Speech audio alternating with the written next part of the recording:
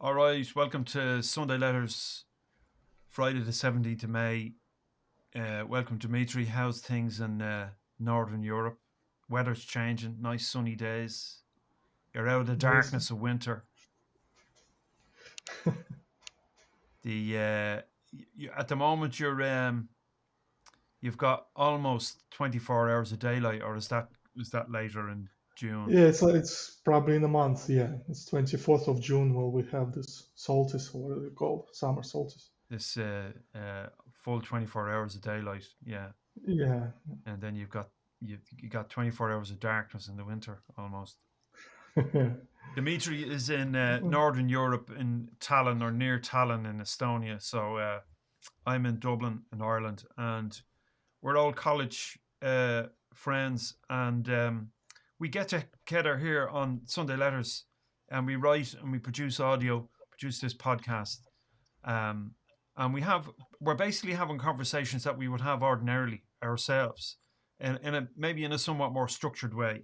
Sunday Letters is something I started myself back in 2015. It's had a few changes and so on, but today it's all about um, the meaning and purpose of work. So we explore these ideas of why it is we work, what's going on here, what does it mean to earn a living, why should we have to earn a living? We don't earn one almost. It's like we have no right to live. You could suggest, and that seems to be how it is for a lot of people.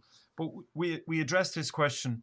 Um, uh, the pursuit, the questions, all the questions surrounding this idea, the pursuit of meaning and purpose in true work and in work, and all the problems associated with that.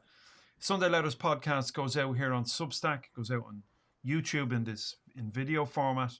Uh, all major podcast players, you'll get Sunday Letters, and also the newsletter on Sunday, where we do a kind of wrap up of what we've been talking about and maybe news and other stuff from the week on similar topics. Sundayletters.substack.com is where you can find all of this stuff. You can subscribe for free. If you'd like to support what we're doing, you can become a paid subscriber. It costs about £5 a month. If you're not inclined to do that, perhaps you could support us by offering a tip, whatever amount you want, a one-off tip, or you can buy some merch. We've got a tote bag and a coffee mug and a few other bits and pieces. We might expand on that if it becomes popular. In any event, every week we go out with a new podcast episode, and this week we're talking about one particular event in the history of labor and the labor movement in the United States, and it surrounds a character by the name of George Pullman, and a strike that happened on the railroads around the late 19th century, around the 1890s. I can't remember the exact year, but there was a major shift. Competition had increased in the railroads. The ongoing domination of the land and of North America by the United States, and the progression of industrialism and capitalism uh, uh, was at an increasing level in the United States at the time, and there was high levels of competition. Wages were dropping, working conditions were changing, and there was a large labor movement at the time. And this situation arose as a result. Dimitri, you might tell us a little bit about George Pullman and the whole idea that he had around work and society, because this fellow was a carpenter, came from New York, and he had some notions about society and culture and how people should live and work. And he tried to roll out this idea, and ultimately it caused more problems than it solved. Tell us a little bit about him first, and then we might get into a bit more detail on what was going on at the time.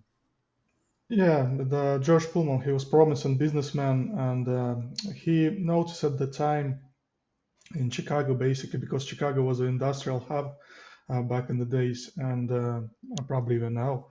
And so it was at that time was a proliferation of this railroad networks, and it seems that all those railroads converge in Chicago, basically. And so he sees the opportunity and thought about it like, well, I should do something about it because railroads are so popular now in this kind of new transport and all things related to that. So what can I do there, like to turn my? And so he realized that at that time there was no sleeping cars. So basically, people were traveling, taking 3 days probably, or even a week to get to some other city or town, and Across the they country, couldn't yeah. even, yeah, get a nap or take a rest. So they were basically in a sitting position all the time. So it was uncomfortable. And he was thinking like, well, probably I can create a sleeping car then. Mm. And as you mentioned, he was a carpenter. And he made a custom-made first sleeping cars with wood, polished wood, and all that stuff inside, with couches and sofas, you name it, even with beds. So they were luxurious So sleeping he was cars. catering for the wealthier classes, the business Yeah, classes. predominantly, yeah, for wealthy class, and he also mentioned that middle class, top of the middle class, can also travel there, Mm. would be able to afford themselves to travel in the sleeping cars. And so he made a few of them, and it's from the get-go it became popular. People liked it, and he started to produce them, basically, to manufacture those sleeping And he cars. was making a lot of money with this too. The railroads were increasing in popularity.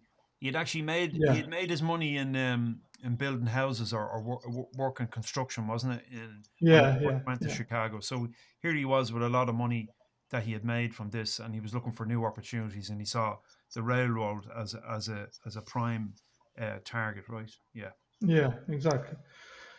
And so yeah, and he also hired former slaves because it was pretty much after the abolition of the Mm. slavery in the United States, and most of his slaves were unskilled workers, porters, and here again the contrast appears because if you're a skilled worker on the railroad in his company, you get paid more, More. higher wage than the porter job that they got, like still be a miserable job to go to, Mm. and So the then race divide was there was a race divide. So all the nasty work was former slaves, former black slaves yeah, who were carrying out yeah, that work, and they were paid less than the white skilled workers, the craftspeople and the engineers and the steel workers and the carpenters and so on.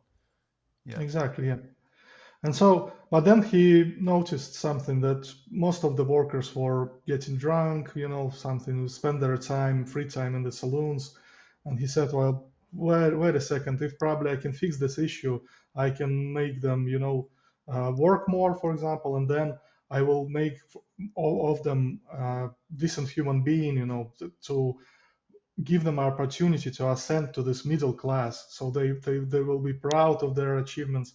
They're gonna want to retain this status, to stay in this middle class, and they will refrain themselves from going to saloons and be a abiding citizen in a sense, perfect citizen. So And he decided, it was a kind of a Christian idealist, like a patriarchal figure. He saw himself as somebody who could yeah, create society in this particular mode and solve all of the problems of society, I suppose. Was it? Is that the story maybe? yeah, exactly, yeah. So, but he saw that if he will prohibit his workers, even the possibility of going to saloons, so they start drinking, that will drastically increase their like Or status, output? their ideas about the future, Mm. and all kind of reshape their mindset in this regard. Mm. And so for him, the best solution was at the time that he would build a town basically close to his manufacture, to his factory, Facility, yeah. yeah, to his facility. And so he did it actually. He found investors, he built a town. There was no pubs, saloons in this town. It was a There was dry town. only, Mm. yeah, dry town. It was only one bar, I think, inside the hotel, but the hotel was predominantly, well, not predominantly, but only for investors Yeah. who visited the town at the time. And so people, the rents in this town was higher than even in surrounding areas. And uh, people, well, they had their own cleaners. Pullman hired the cleaners, so people doesn't have to do anything, basically just to go to work and get back home, Mm. and all that. And Well, he different kind of grades of housing for different workers, isn't he? Like the yeah, yeah, managers and supervisors and sure, yeah, engineers had the best houses, and then the yeah, lower grade workers would have significantly lower level of living standards or whatever. yeah, exactly. So there is kind of structure, hierarchical structure here Yeah, already. And then something happened. The people started to report they're not really happy in this town because most of them, the average span like of living of worker there in this town was like 4 years maximum, because mm. they were complaining. Well, inventors like this town, like it was perfect for them, so they have their return on investment, they are happy, everything is blooming, they receive their money, people working, everything's fine. But beyond this, behind this curtain, was basically unhappiness of working population, because first of all they didn't have a saloons. Of course they wanted to spend their free time socializing, going to have a pint of, let's say, and they used to travel even to other towns, and then eventually some of them moved to the neighbor towns just for that purpose, because even the rent were pretty much lower and they had saloons there, so you can do whatever you want in that town. Nobody kind of watch after you, look after you, because in the Pullman town there was a surveillance, so the Okay. Pullman kind of took control of it, and Yeah. he tried to control every sphere of the um, worker's life. And many reported they don't feel like as a man, because uh, everything is done for you basically there, like by the cleaners, and you get this wage just to live in this town, just go to work, come back home without any possibility to go to relax in the Yeah. saloon, and they didn't feel as comfy there. And that's an And also important thing the because at the time, isn't it, this idea, the kind of socialist idea, if you want, for want of a better word, was that there was merit and value and importance in the work for the man of the family, and that the man would be yeah, bringing home a wage to support his wife and his children. Very traditional Christian kind of setup. The woman was at home minding the children. The man would go to work and do work, and this was a sign of your manliness and your validity in the world, that you could earn enough to support your family.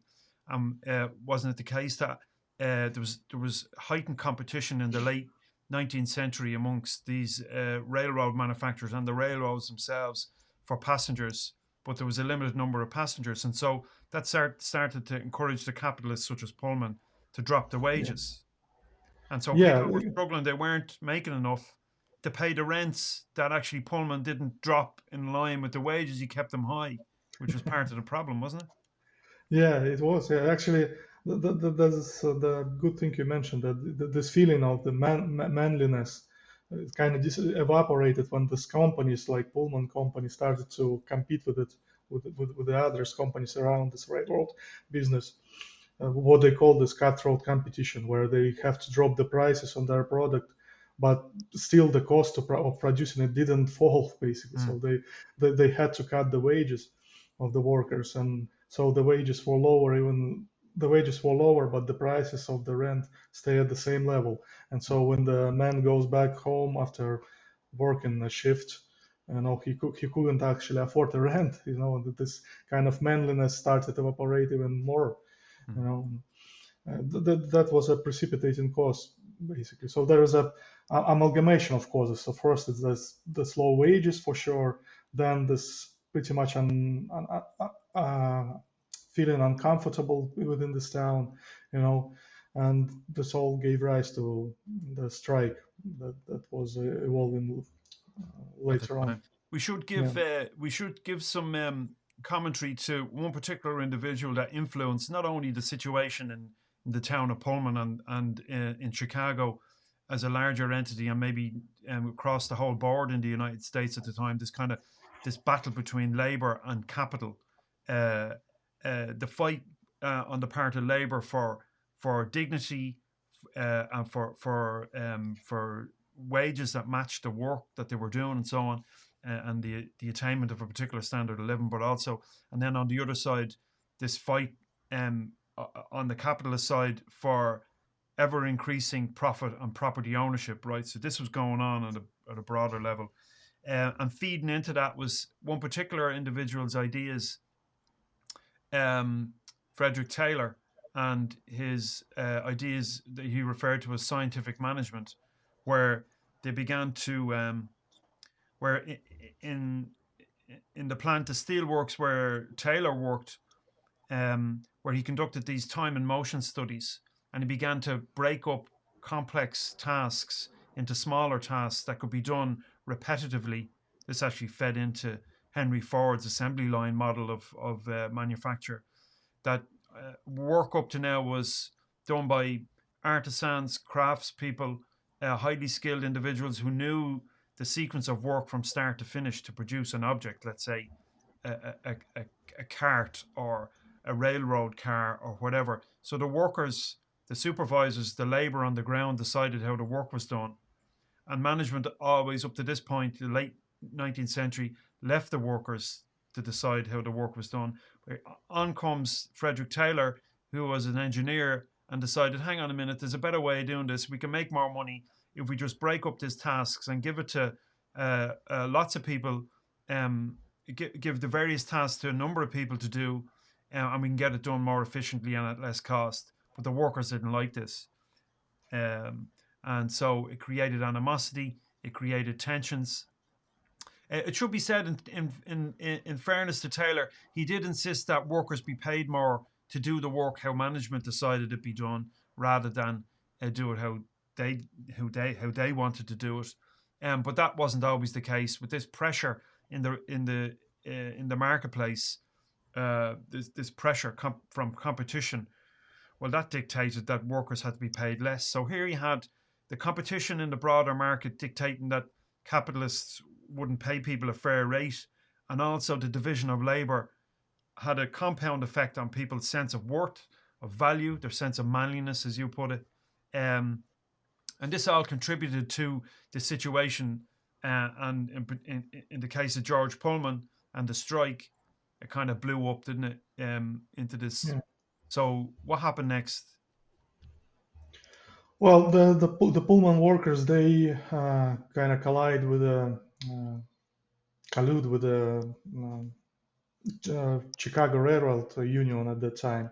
So the Eugene Debs, I think he was in Eugene charge of that Debs, yeah. union.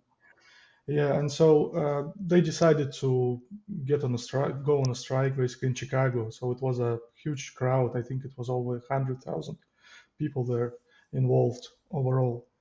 And so yeah, they start to produce everything. They even wanted to block the railroads, to stop the movement going through these roads. But then it seems like not a good idea, and the other union was basically chickened out, refused to help them on that, So the being union, scared of to clarify, right? consequences. So there were various unions around the place, special Various unions, yeah, unions, yeah, and there trade was, unions, yeah, yeah, stuff for like that. so for highly skilled craftspeople, they had a union, say on the railroad. Then in other Yeah. manufacturing, you had other unions, and all of these kind of separate little organizations. Uh, So yeah, they want to make it huge, and they ask for the help from different unions, and basically nobody wanted to there was no take part in solidarity this. Yeah, amongst the there workers, was no really, was there? solidarity. Yeah. Everybody was afraid. They have their nice peace probably, and they have it all right at a decent level probably in their areas.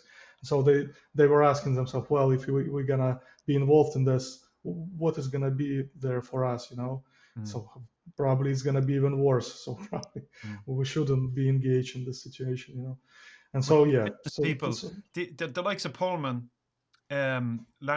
capitalists at the time, they had a huge influence over the judiciary and the political scene, didn't they? Oftentimes these guys were politicians themselves, these capitalist business owners. yeah. And so basically, the Pullman says that yeah, he kind of appealed to the right to the property straight away, and he refused to uh, accept any of the demands of the workers at the time. And Basically, for him, nothing changed. He said either you work or not here. Mm. It doesn't matter. And if you consider also that at the same time there was what they call the strike breakers who actually agreed to work on that condition anyway. So Yeah. while the 100,000 people were on a strike, some people still were doing the job. So, well, perhaps not in that to the same capacity, but pretty much somebody was doing this job. Mm. And so they're already on this kind of flimsy ground, so that they couldn't leverage anything toward their position, So what toward was the, their. you mentioned something earlier on that kind of hit the nail on the head before we went live there, regarding the unions. So the role of the unions, and maybe there's a shift now. You get the sense there's a bit of a shift now today in the insofar as the influence of unions and the growing membership of unions, certainly in the United States and the UK. But the role of unions seemed to be, what was you were saying earlier? It seemed to kind of find a middle ground or just an allowable level of representation, but not significant. Yeah, the union, if we look at it, like especially from the socialist perspective, they were trying to, well, socialists, not unions, socialists, they're trying to see capitalism as an efficient system that should be overthrown eventually. And so at some stage you might think, well, unions probably doing this kind of job, so they trying to overthrow it. But if you look at it, they are not. Basically, the unions are the product of the capitalist system. So they are like an offshoot of outgrowth of this kind of system. So they're in the pocket of And the unions or in the pocket of the capitalists then. they are not in the pocket. They are inevitably emerge within the system as a counterweight to the system. But Okay. they don't fight the system directly with the purpose to overthrow it. They just wanted to negotiate their condition, to they negotiate the condition of the workers. Mm.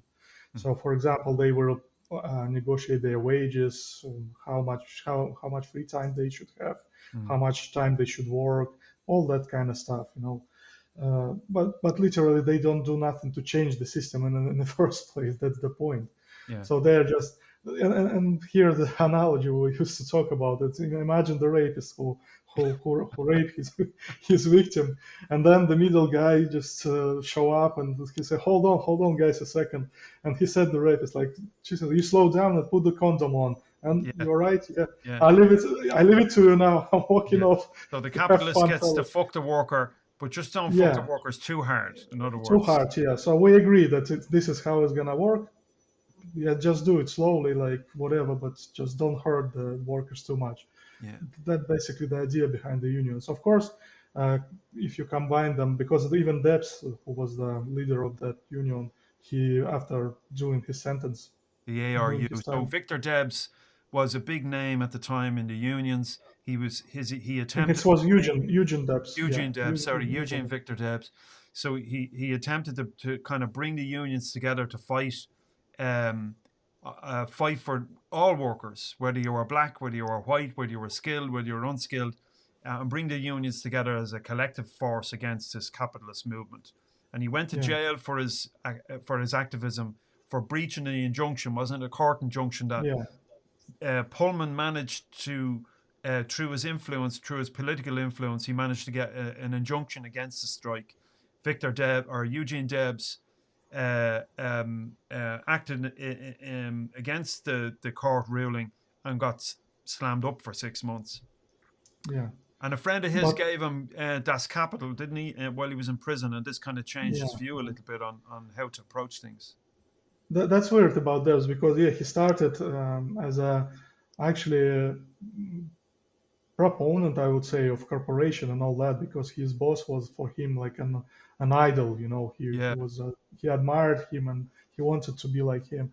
But after this strike, he kind of and after his sentence in jail, he was like a kind of changed his position completely. He became a socialist, and yeah, and he after the jail he spent most of his lifetime in political arena, just trying to when yeah when he went to fight prison, with capitalism. the court sending him to prison probably had the effect of increasing union membership and bolstering public opinion and public weight in favor of the workers, didn't it? Because when he got out of jail, Yeah, suddenly there was this wave of support. Yeah, it was. Even I read about this. Even the officials, the government, makes something uh, in constitution and the law to strengthen the position of the Mm. unions Yeah, at this that was in the time. early night. We're into the early 1900s now. Um, Coming up to maybe 1910, Roosevelt brought in a rule to instead of like what happened in Pullman, where they brought in the National Guard, or what or was it the army itself? I'm not sure. Yeah, There was a there was a there was an act brought in, or part of an act brought in, whereby it wouldn't be an adversarial thing, that there would be measures put in place to ensure that there would be um, a collective working out of the problem, so to speak, rather than create this kind of adversarial situation where there's violence and uprising because of unfairness. yeah. And so, but yeah, even if the position of union was strengthened at that time, but still, if you look at the history of union, roughly from that age, you see the uh, reduction and their influence, in a sense, reduction of their usefulness until the 20th century, 21st century. If we take this time frame from 19th century to 21st. And yeah, because as I said, the unions didn't actually change the system. They tried to negotiate for wages and free time, and eventually people, accustomed to the situation they live in. So if 19th century was probably the peak of industrialism, when it started to take momentum. In 20th century, it was already like the old story, people, all right, we go to work here, yeah, here's the boss. So the things already like natural for them. So they have already this habit. They don't look at it like a burden or something, like it's Mm. injustice in any sense, and so the unions start to weaken their position in this regard because people pretty much didn't need it in the end. Which and And then so a bit later on, post World War One, uh, prior to World War Two, you had the economic collapse in the United States, and so people weren't working, and union membership dropped significantly. yeah, Um, exactly. and so a lot of people out of work. The influence of the unions was much less than it was before. Um, Yeah, and then some people point out that the working class itself ceased to exist. Well, some believe, some still insist that working class exists even nowadays. But we transition into sort of this professional workers, white collar workers, and everybody start to associate. If you work in this position, as we talked in previous episode, this is kind of pinnacle of success. You don't feel yourself as that Pullman workers anymore. So mm, you have already money to afford yourself a car, although probably you need to get the finance for that car or something like that. mm. But yeah, you feel kind of comfortable. You are thinking about, well, should I actually worry about the strikes and all that stuff if I have what I need, basically? Well, probably if I don't need it, I will want to need it in the future and Mm. all that sense. So, and the position of unions start to decline, in that regard. Yeah. So we had this ongoing kind of accepted process in all forms of work, or the further adoption of this kind of scientific management, Frederick Taylor's idea of the division of labor, breaking up this work. Um, so as you and I, if we both knew how to build a railroad cart from start to finish, now we only did side paneling. I did side paneling, and you did, I don't know, you did flooring, and so we had Yeah, this kind of hyper specialization. Okay, that's fine, but we lose something in that. We lose a sense of connection to the work, a sense of purpose. Uh, well, maybe in purpose to in an extent that we work because now we have to earn a living. We have to make money to buy all this stuff. Capitalism started to promote this idea that we could have it all, and that we can have when we're into the early 19th century, kind of the first half of the 19th century, consumerism started to take hold at an increasing level. Capitalism recognized that they had this huge marketplace where they could sell these kind of luxury goods to ordinary people. And so it wasn't necessarily now about working because work has meaning and purpose in and of itself. It was almost like you work so you can earn money to buy all this shit that the capitalists are telling you you need to buy in order to be Mm. successful, to have this measure of success. And I think we've latched onto that. We still hold that idea, don't we? I mean, we haven't really grown up in that regard at all. In fact, it's probably gotten worse. Yeah. But what's amazed me in this story is that like when there was a problem in medieval ages or something, like when there was a king in the government, well, in the state, in the country. So they were explaining their position of being in superiority above all the other human beings as a God sent. They're sent Yeah. here by God, Mm, where He's actually um, almost Jesus mm, Christ. They mm, consider themselves like a son of God, and people kind of believe in that. And mm, you see here the similar kind of overtones because he had this money. He is in power, and he decided all of a sudden that I can shape people, I can make whatever I want from them, actually. mm. So still kind of relevance or resemblance with this Same idea that kind of, I'm closer to the God than you are. yeah, same So thing, really. I have the authority. yeah, I get to yeah, say yeah, how the world works. So here's a better way to live. We'll give you this. We'll give you money if you live like this. We'll make exactly. your life will be good if you just live like this. Um, but something interesting you say about kind of you're referring back to kind of medieval relationship between the king and his peasants. If you go back to uh, several hundred years, and because I believe all this started in Europe, and the relationship between kings and their kingdoms, and the fights and the wars and the battles between England and France and Germany and Holland and all these countries that fought one another. Well, they rode each other as well, and brothers married sisters, and cousins married cousins, and all this kind of stuff going on just to maintain the circle of power in Europe.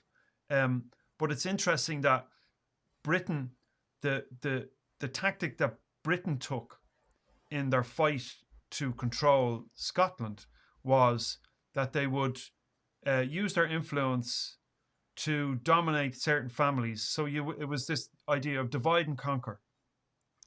So you would award a particular wealthy or powerful individual some land and title and all this kind of stuff if they would give you their allegiance. And it was the same. The British did the same in Ireland. So uh, Ireland was very clannish. It wasn't structured the way obviously it is now. Um, but in order to gain control over the island of Ireland, the British recognised that they'd have to divide and conquer. So they would support certain kings, certain families, and for their allegiance, then they would afford them this land and control and so on. And so in doing that, they broke up the will of the people or the control of the people to dictate their own lives and their own futures and so on. And this seems to be still the case. And when you look at the Pullman story, the George Pullman story, and the strike from 1894, it seems to be the same kind of scenario where the people just couldn't get together to fight this capitalist overlord, this king. Um, they hadn't got the skills to organize themselves sufficiently because, as you said, some unions wanted to do their own thing. We're all right, Jack. Yeah, Fuck you. You look after yourself. yeah, And so it seems to be a common trend if you go down through history and the nature of conflict that the people can't organize sufficiently to defeat this capitalist colonialist lunatic. yeah. And you see, as you said, there was this scientific management already in place, and you kind of isolate people from each other. You go and negotiate their terms of working on Mm, individual basis, and so there is no chance that you can know what the other people were negotiating about because everybody was separately. And mm, so you go out from there, you don't have this point of reference, you can't compare it with somebody. So you think like, well, probably my position is good or bad, you don't know about it. And mm, so it makes things even more complicated. And the whole this isolation within the individualistic structure, it becomes more predominant, and that separates people. It's right, as you said, to organize us now, because there's only me. There's only my responsibility to negotiate, to sell myself, and to get profit of it. And all the social media doesn't help it really pretty much even nowadays, so we think that we are here on this website, we're a collective beings, we here have a communities, but pretty much we are just isolated bits and pieces, on this website.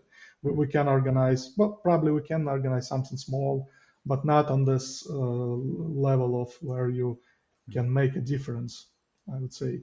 I Do you think think, it's do you think over time that um, it, the frustration and the alienation and this constant suppression and depression of people eventually builds? It's like a pressure cooker, and then you have yeah, these massive movements, almost revolutions that occur in the minds of people, that they just have enough. They've no, just had enough of being fucked too hard. So the likes of the unions, representative organisations, are not really pushing back hard enough. In fact, they probably are in the pocket of the capitalist, and then the people just reach a point where it just goes bang, and you have yeah. these massive uprisings. But yeah, you see, as I mentioned before, well, many people now feel pretty comfortable. They look at the stuff with the work. What's going on with the work is a normal event. Normal occasion. They don't see it as a sort of unjust environment. For them it's okay. They work, they go back home, they have cars, they they pretty much reach their level of success. So how could it be different? That's the question. And if you were living in this environment for 300 years, you kind of forget about what was before that, and even if it was better or not. Probably it wasn't. Mm, But yeah, but the fact is that we don't have any alternative to look at, to mm, compare it. It seems like if the things how they are now, that's probably the best case scenario, the best possible world, and yeah. so many. So what would you have? Well, we have some strikes, I mean, even nowadays, Mm. but I'm just curious if they are similar, like Pullman Strike, for example. Well, if you were going to Uh, design a system of power and control, I mean, this is a pretty good setup that we all live with right now, isn't it? I mean, so everybody, most people are in debt. yeah, Most of the middle ground. Well, I mean, if you're in the top 1%, you're not in debt. You're loaded.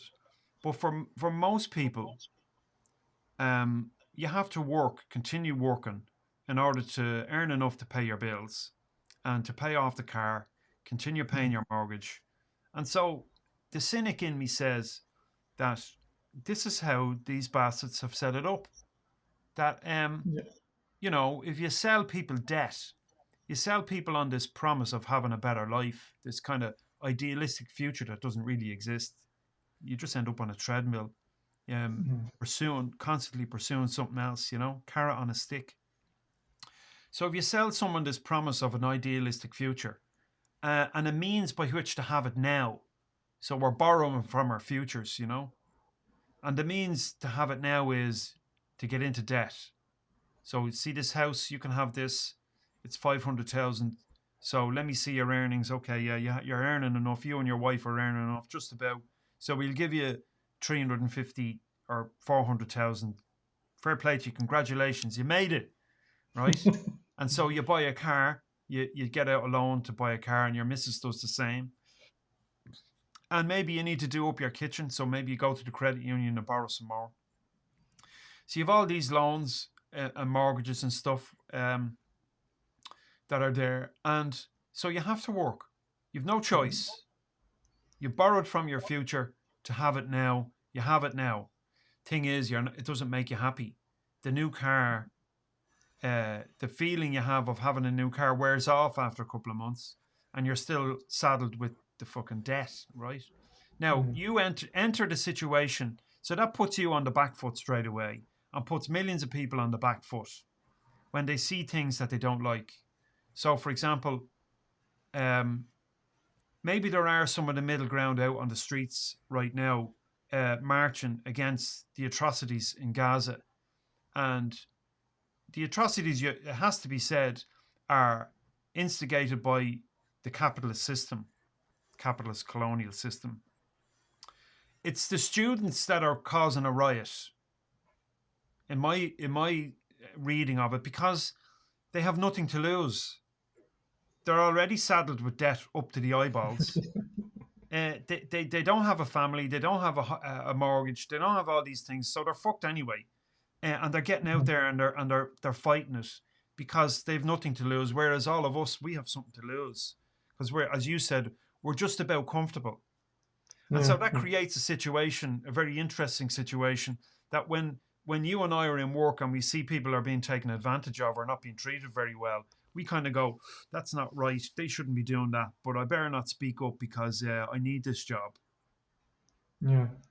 You know? Yeah. And also, you see, as I mentioned about the strike breakers, there will always some person or persons who just kind of not participate in your endeavors. Well, we had, I remember, even probably 20 years ago, and I worked in one company, so we had a strike, so to speak, and many of us, stopped working in the morning, trying to negotiate our wages, just to get boss to pay us more in a sense. But yeah, eventually after a couple of hours, you notice that a couple of guys kind of split off your crowd, and go and do something minor, something not even noticeable, but they're still doing something. They pretend they're working, and so the boss sees it, the manager at the time, and so of course, a couple of guys from our crew was fired the same day. Those guys who were strike breakers, of course, they got a salary, all that bonuses, and we got nothing basically. We were with empty hands. Okay. So you see, this kind of competition works here precisely because people, all right, so I'm gonna take advantage of those strikers, Yeah. So if they strike, I'm gonna do something. I'm getting more benefit than they do. Yeah. I look after myself. Yeah. Yeah, exactly. I look after myself. It's not my business, So Yeah, it's that's crazy. and that's the biggest problem we have. Ordinary working people have. The modern idea is that the capitalist idea that is that everybody can be successful. Interestingly, when you look at the rates of self-employment in the OECD, it's only in the United States. In Europe, it's around 16% of working people. This might have changed, but up until about last year or the year before, anyway, this is what the rates are. In Europe, adult workers, 16% of adult workers are self-employed. In the United States, it's only 5%. So in the land of the free and of opportunity, there's probably the smallest number of working people in self-employment of the whole of the OECD. So that's an interesting statistic. In other words, most people are working for other people. Yeah. And those other people are the very small minority. And they like to sell the idea that everybody can be successful. You can work for yourself and you can become a millionaire or whatever it is. But that's not true because um, most people are working for other people. So if everybody was self-employed and working for themselves, who's going to do the work? Now, maybe machines will do the work, but the system doesn't allow for the realization of this ideal. It's a nonsense. Yeah. It's contradiction. Yeah. And so it's set up in a way, and we're all complicit in this. It's set up in a way that workers will always ultimately be squeezed for the benefit of the ones at the top until we reform this system we have of work and of money. But I can't see it. We might have these waves of these movements that maybe workers get back some power after a little while. But the capitalists, the people with power and influence, will just sit back in the wings and wait for their opportunity again. Because it never really changes for good. Because if you're on €8 or $8 an hour and you push back for more, you might get 10. if you're lucky. But how much better a life are you going to have if you're on $8, $10 an hour than you were if you were on eight? Not But I very mean, much. yeah, you get this $10, and then next year inflation and prices again rise, Mm, and what you need to go on a strike again. So yeah. it's like on only year on the year rotation, so to speak. So And you then, have so what already do you do scheduled. about that, right? So the people have the opportunity to vote in somebody else, right? Um, but in many cases, it's a false choice. In the UK, it's either Labour or Conservative. In the United States, it's Democrat or Republican. In Ireland, for a very long time, it was Fianna Fáil or Fine Gael. But all of these, it's a false dichotomy. A false choice. Uh, these parties, both sides of the coin, so to speak, are the same. It's the same coin. They're all wheeling and dealing and drinking and playing golf and tennis and all the rest of it with each other. So they all know each Yeah. other, and they're playing this kind of pseudo game that we have the interests of the people at heart, but really they don't. Um, but I think it boils down to these guys knowing a lot more about how people and about how we behave than we know about ourselves. I think that's key in this. Probably they have more free time to think about it. Yeah, the bourgeoisie, the political financial bourgeoisie that just lie around the place thinking about how they can fuck the workers, but not too much. Yeah, but there is another argument that again that's not the people who made it worse. So in a sense, those rich guys, they don't spend their time thinking how to fuck the workers, but this is just how system works. So they just seize the opportunity how to use the system. If Mm, the system worked differently, operated on the different conditions, yeah. probably it wouldn't happen. The people would behave differently. Mm, That's kind of difficult to answer because probably that system was already created by those people. So that's already different story completely. yeah. Okay. That's a room for debate. Yeah. It is. There's a good. If you want to learn more about George Pullman and the strike and this, because I think this is a really significant period, for the whole relationship between labor and capital. Certainly in the United States, it has influenced the situation on a broader level, of course. But um, the the the fight continues. It goes on, and we have it now. In fact, it's interesting. I read a story recently. So we got this. You might have heard of it, Dimitri. This latest movement of workers towards unions in the United States and the American Car Workers Union, and how they're gaining membership and they're they're they're uh, they're obtaining greater rights and privileges for workers in the states. But there's a lot of talk around this mega plant that Ford are building in the states, uh, and how workers are being afforded these additional rights and privileges and so on as a result of the work of the unions and so on. But it's interesting that the United States has granted this. I don't know what it is. The government have released something like 2 billion or whatever. I can't remember the figure.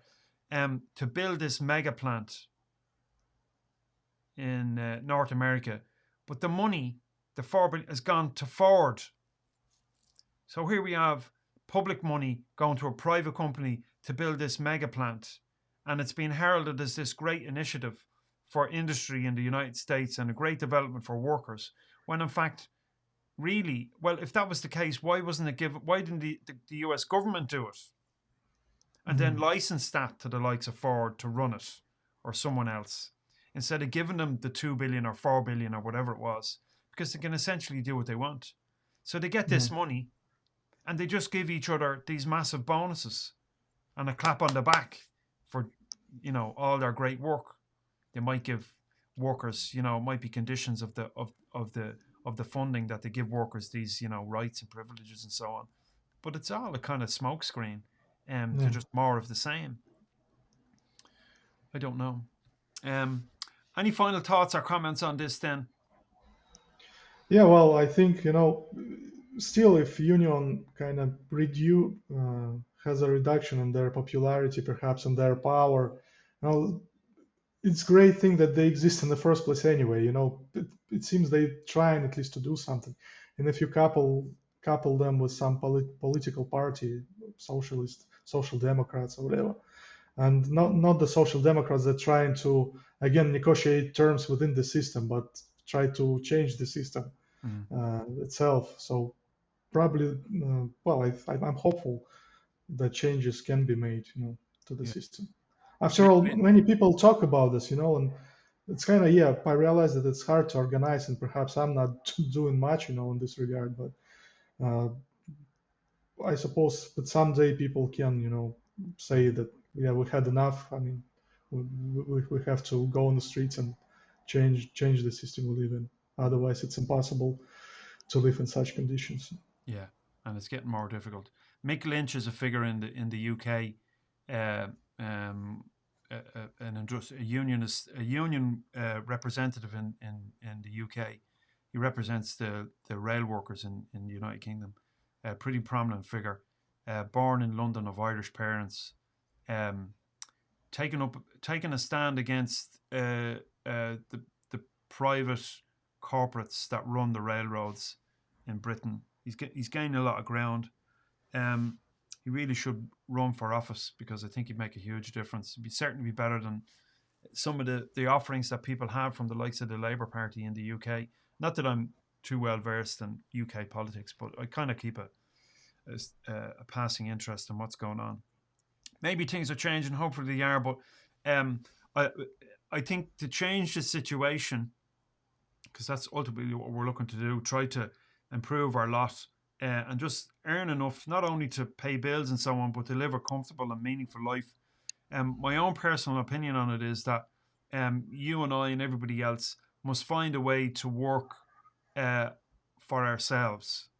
There was a time when that was quite prominent before hyper industrialism, the late 19th century, which arguably began in the mid to late 19th century. Um, People just worked for themselves as craftspeople and artisans, and maybe they worked on farms and so on. Now, I'm not asking that we regress technologically to that level, but I am suggesting that for us to get on and build a society that's there for people rather than for corporations, is that we work in much smaller groups rather than all of us working for these large corporates. We need to get back to working in small collectivist social settings where we're supporting one another. You know, the baker, the fishmonger, the butcher, the cabinet maker, the electrician, the plumber, and we're working together to support one another. Now it's like you can get everything you want from the supermarket. This Mm, global corporate that buys everything for it has an effect on the quality of the food as well. Look at the quality of your food. Apples that you buy, they're covered yeah. in wax. You can scrape it off with a knife. Mm, You buy vegetables that's usually kept in these kind of highly controlled cold storage facilities. So they come to the supermarket and they go on the shelf. You buy it, and within a day or two, they're gone brown and gone mm, off. So all of this drive for competitiveness and productivity in industry reduces the quality of the product for you and me, and reduces the relationship that we might otherwise have with these people who make stuff with their own hands. This drive for stuff to cost less, and I think it's just it destroys itself eventually. yeah. And I think we got to go back to how we used to do it. Um, Yeah, I think you're right because you mentioned the grocery stores, and it's crazy because if you go to the shop, myself included, you see this local, products. They are priced higher than those plastic waxed apples, yeah, in most cases, and it's terrible. Why? My biggest complaint about this is probably the whole this idea of globalization. It's faulty in some regard. But why wouldn't we, opt out for local, manufacturers and local, farmers just to have fresh food in our local area? mm, Why is this globalization good in itself. You know what I mean? That's my basic point. Well, I would And say, does of it? course not, because Yeah, if you look at farming as an example, farming in Ireland, it's all dairy. yeah, We lack the complexity and the well complexity, but also the balance that's needed in agriculture, whereby this farmer up the road, he produces wheat. This farmer produces I don't know, vegetables, root vegetables. This other farmer does dairy. And but in Ireland, it's like I'm clutching at straws here, but it's very high percentage of farming is dairy.